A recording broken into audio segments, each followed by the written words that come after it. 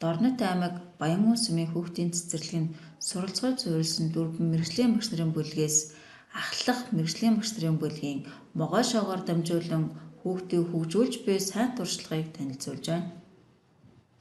Ахлах бүлгийн мэргэжлийн багш нарын бүлэг 2025-аас 2026 их жилийн жилд багшийн гүйцэтгэлийн үнэлгээгээр доогуур үзүүлэлтээр гарсан хэл ярианы сургалтын чиглэлийг сайжруулахад анхааран суралцгүйд тулмагдж буй асуудлаа тодорхойлж, тоглоомонд суурилсан арга зүй болон зохиол суурилсан арга зүйг хослуулан, могой шоогоор дамжуулан сургалтын чиглэл бүрийг интеграцчлан хүүхэд бүрийн оролцоог хангах хүртээмжтэй сургалтын хэрэглэх түүнэр орчныг баяжуулан ажиллаж байна.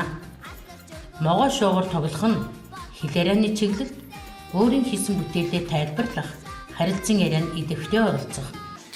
Манай өнөөхөө гүлэгтэй анаш урд хүзүүтэй амтан Санал бодлоо илэрхийлэх.